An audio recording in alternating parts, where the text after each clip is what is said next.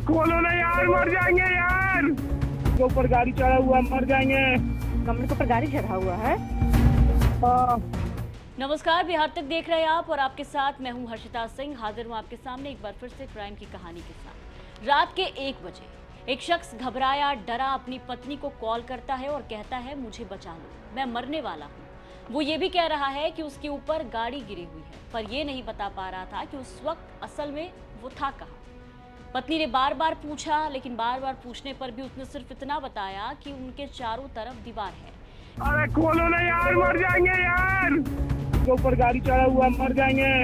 कमरे के ऊपर गाड़ी चढ़ा हुआ है। ये कहानी है आईसीआईसीआई बैंक मैनेजर अभिषेक वरुण की, जिनकी मौत अब एक रहस्य बन गई है कि आखिर अभिषेक की मौत जो हुई है वो मौत वो एक हादसा है या कत्ल। 10 बजे निकले और 1 बजे कुएं में गिरे। आखिर उस 4 घंटे में ऐसा क्या हुआ? अभिषेक कुएं तक कैसे पहुंचे? फिर सवालों के घेरे में पार्टी में आया वो दोस्त भी है, जिसके बारे में बताया जा रहा है कि अभिषेक का पैसों को लेकर के कुछ विवाद चल रहा था उस दोस्त के साथ। लंबे वक्त के बाद उस पार्टी में देखिए कि वो दोस्त का आना, फिर अभिषेक का गायब होना, उन्हें कोई इत्तेफाक नहीं लगता। परिवार वालों को ये मौत अब एक मिस्ट्री बन गई है। पुलिस इसे हादसा बता रही है, लेकिन घर वाले प्री प्लान मर्डर। अब अभिषेक की कहानी समझने के लिए सबसे पहले चलिए रविवार में, उस रविवार में जिस दिन अभिषेक आखिरी बार दिखे थे। और ये आखिरी बार का ये सीसीटीवी फुटेज है जिसका जिक्र हम कल भी कर रहे थे। और फिर से शुरुआत कहानी की जो है, पूरी कहानी की जो शुरुआत है वो कहीं ना कहीं यहीं से हुई है। अभिषेक का ये दूसरा सीसीटीवी फुटेज है। पहले सीसीटीवी फुटेज में वो काफी नशे में नजर आ रहे थे। दूसरी सीसीटीवी फुटेज में साफ देखा जा रहा है कि अभिषेक रोड के इस तरफ खड़े हैं, पत्नी और बच्चे इस तरफ खड़े हैं। अभिषेक इस हालत में नहीं थे कि वो अपनी पत्नी और बच्चों को गाड़ी पर बिठाकर चलाकर गाड़ी उन्हें घर तक पहुंचाए। इसी वजह से पत्नी और जो बच्ची है उनकी, वो उनके दोस्त के बाइक पर बैठती है और फिर वही दोस्त घर तक छोड़ता है। अब ये जो सीसीटीवी फुटेज है वो है लगभग 10:16 का बताया जा रहा है। 13 जुलाई का ही ये सीसीटीवी फुटेज है, रविवार के दिन का। जो सीसीटीवी फुटेज में साफ साफ दिख रहा है कि उनकी पत्नी और जो उनकी बच्ची है वो किसी और के साथ बाइक से जाती है। वहीं पहले सीसीटीवी फुटेज का अगर हम जिक्र करें तो पहले सीसीटीवी फुटेज में पीछे से अभिषेक दिखाई दे रहे हैं और उसमें साफ साफ आप देख पाएंगे कि अभिषेक काफ़ी ज़्यादा नशे की हालत में है।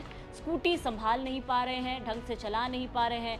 ये सीसीटीवी फुटेज सामने आया है, इसकी टाइमिंग जो है वो बताया जा रही है 10:48 के लगभग। 13 जुलाई का ही है और टाइमिंग लगभग कुछ ऐसा ही बताया जा रहा है कि इस वक्त अभिषेक स्कूटी लेकर के बाहर निकल रहे थे, लेकिन उसे ढंग से वो चला नहीं पा रहे हैं। कितनी मशक्क़त करनी पड़ रही है वो आप सीसीटीवी फुटेज में देख पा रहे होंगे।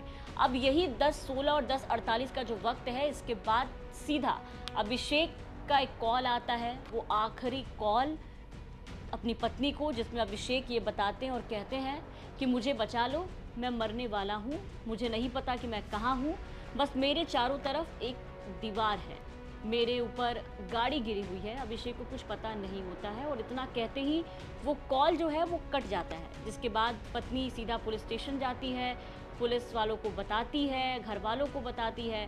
लेकिन सवाल ये है कि आखिर अभिषेक इस कुएं तक पहुंचे कैसे? इस कुएं को लेकर के जो स्कूटी जो है वो कैसे पहुंची, इसको लेकर के सवाल बरकरार है कि पगडंडी के रास्ते होते हुए अभिषेक स्कूटी से यहाँ तक कैसे पहुंचे, और अगर लड़खड़ा के गिरे भी तो सीधा कुएं में कैसे गिरे। ये जगह खेत खलिहान का जो आप देख रहे होंगे, ये वही जगह है जहां पर अभिषेक की लाश मिली है। ये वही कुआं है जिसके अंदर अभिषेक और स्कूटी दोनों ही दिखाई दिए हैं। अब ज़रा पूरी जगह को अगर आप देखेंगे पीछे तरीके से अगर, तो ये रास्ता जो है वो काफ़ी उबड़ खाबड़ है और काफ़ी सुनसान इलाका भी है। खेत खलिहान आसपास में आपको दिखाई दे रहे होंगे। जगह जो है वो मेन रोड से ठीक ठाक दूरी पर है, दिखाई दे रहा होगा आपको। वहाँ कोई भी सड़क नहीं है, दोनों तरफ खेत ही खेत आपको दिखाई देंगे। बीच में एक पगडंडी है, ऊबड़ खाबड़ है वो भी। और इस जगह को देख के आप अंदाज़ा लगाइए कि इस जगह में स्कूटी तो छोड़िए, पैदल भी इंसान अगर चलेगा तो किस तरीके से उसको परेशानी का सामना करना पड़ेगा। आप तस्वीरों में देख करके अंदाज़ा लगा सकते हैं कि ये कोई आम रास्ता भी नहीं है जो किसी बस्ती या मोहल्ले से जा कर के गुजरता हो, जहां अभिषेक आए इस तरीके से, जो कि इनके पिता का भी कहना है। कल हमने जो बातचीत आपको सुनाई उनके पिता की, उसमें पिता भी कह रहे हैं कि ये कोई रास्ता ही नहीं है घर जाने का, तो फिर इस रास्ते से अभिषेक क्या करने आएगा। उनके पिता का ये कहना था कि अभिषेक को कोई गाइड करके यहाँ तक लाया है, ये कोई रास्ता नहीं है, ना घर जाने का ना कहीं जाने का, जहाँ अभिषेक पहुंचे या फिर यहाँ से होकर के गुजर रहा हो तो पगडंडी से लड़खड़ा करके स्कूटी लेकर के गिर गया हो। अब सवाल है कि देर रात अंधेरे में अभिषेक मेन रोड से उतरकर इस टेढ़ी मेढ़ी पगडंडी पर बिना गिरे स्कूटी तक उस कुएं में पहुंचे कैसे। अगर इंसान इस पगडंडी के रास्ते गिरेगा भी, स्कूटी गिरेगी भी, तो पहले ऐसे गिरेगी और इंसान वहीं गिरेगा। लेकिन आप देखिए कि पगडंडी से सीधा इंसान गिरा कहाँ, कुएं के अंदर। अब इन तमाम सवालों को लेकर के, इन तमाम चीज़ों को लेकर के, पहलुओं को लेकर के परिवार वालों का जो आरोप है वो ये है कि अभिषेक को किसी ने मारा है, ये प्री प्लान मर्डर है। अब आते हैं अभिषेक के दोस्त के ऊपर, जिनका जिक्र उनके साले ने किया। कल हमारे सहयोगी रोहित सिंह ने जो बातचीत की उनके साले से, उसमें उनके साले ने एक बड़ा खुलासा किया था और ये बताया था कि उनका किसी दोस्त के साथ पैसों को लेकर के विवाद चल रहा था और वो दोस्त जिससे काफ़ी लंबे समय से अभिषेक की कोई बातचीत नहीं थी, वो दोस्त उस रात उस पार्टी में पहुंचा था। अब यहीं से दूसरा शक जो है वो परिवार वालों का गहरा रहा है।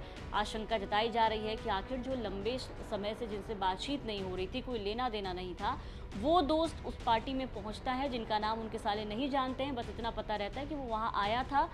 तो ये सब एक इत्तेफाक तो नहीं हो सकता है। जाहिर सी बात है कोई ना कोई इसके पीछे प्लानिंग प्लॉटिंग की गई है, जिसके बाद अभिषेक की हत्या कर दी गई है। ये आरोप परिवार वालों का है। लेकिन पुलिस का कहना है कि ये महज एक हादसा है, क्योंकि अभिषेक शराब के नशे में थे तो लड़खड़ाते हुए यहाँ तक पहुँचे।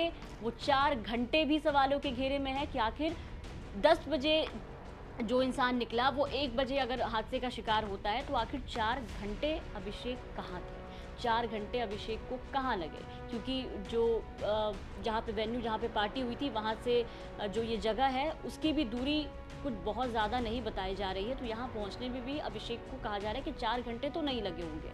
अब इन तमाम पहलुओं को लेकर के परिवार वाले जो हैं वो बार बार हत्या की आशंका जता रहे हैं। वहीं दूसरी तरफ परिवार का पुलिस पर भी आरोप है कि पुलिस अगर एक्टिव होती तो शायद अभिषेक की जान बच जाती।